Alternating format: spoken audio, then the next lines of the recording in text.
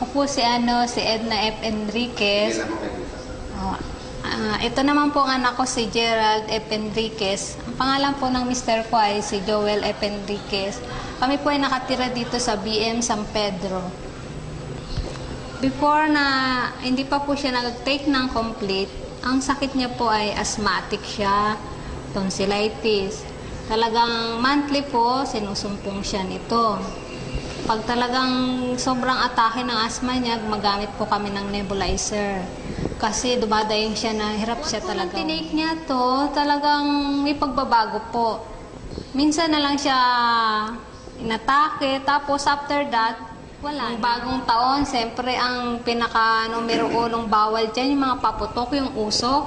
Ay naku, talagang napagod akong kakasaway sa kanya. Sabi nga ng kapatid ko, ay naku, irami mo na yung nebulizer mo, mamaya sumpungin na yan ng asma niya. Dahil umiikot siya sa mga usok, sa mga paputok, hindi siya mapigilan kasi nga bata eh. Pero sa awa po ng Diyos, hindi siya sinumpong. Ayun po, pinapayo po sa kanila, subukan nila incomplete dahil po kami, nasubukan namin, talagang naano ko na hindi na siya sinumpong ng ano niya, ng asthma niya. Tsaka tonsillitis. Magaling po talagang malaking kaginawahan bukod sa pakiramdam niya, pati mga pinansyal. Kasi, siyempre, pag nagkakasakit siya, kasama na rin yun ang pinansyal dun. Yan po siya, tsaka masigla. Naku, super kulit lang. Si Mrs. Hilda Macmacarbonil, 53 years old. So, hindi ko po alam na may sakit po akong hypertension.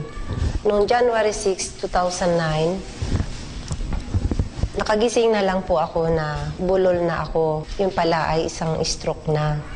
So, sumuod kami kaagad ng provincial hospital at papalit-palit ang gamot sa akin hanggang sa gabi, nawala na ako ng malay.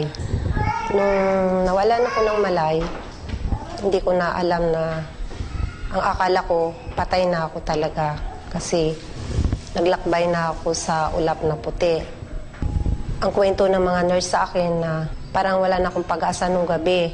So, parang nagbagong buhay ako nung nagkamalay ako. Subalit, nung pagkagising ko, naduling naman ang mata ko. At ang kalahati ng katawan ko ay naparalyzed din. At 3 buwan akong pabalik-balik sa ospital hanggang sa 7 bisis pa rin akong na-stroke.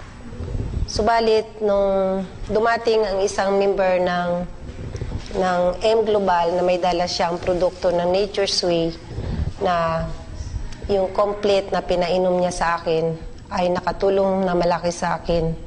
Almost 1 week pa lang ako nagtitik ng gamot na yon, ay malaki na ang recovery ko.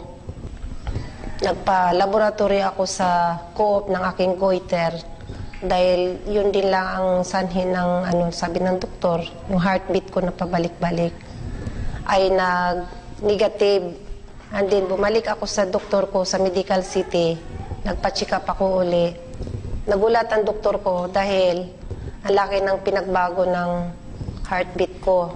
Ang sabi pa niya, normal na pala ang heartbeat mo. Nakatake na po ako ng isang pad ng complete na product ng Nature's Way, ng M Global. At hindi na po ako inaatake uli.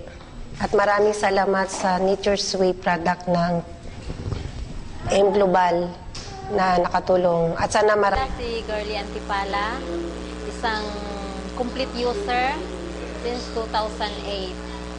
Ako po ay may karamdaman, cyst sa aking ovary po.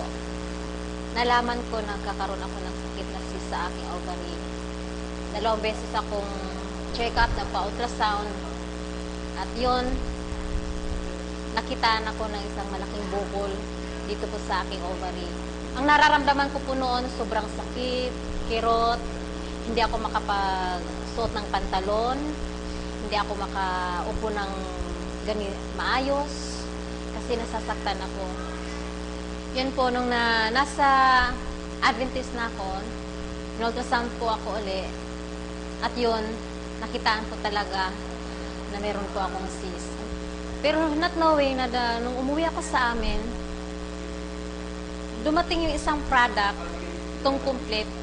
At yun nga ang sabi, malaking tulong daw ito para sa akin. hindi pa rin ako naniwala. Although napakinggan ko na yung sinasabi nila, hindi ko pa rin pinapansin. Gawa ng mahal nga. Pero nung habang nakalipas yung mga araw, tinitiis ko yung kirot at sakit at nakikita ko yung isang karton na nakadisplay. Sabi ko, sige nga, subukan ko kung gaano katotoo yung sinasabi nila. At yun nga, trinay ko.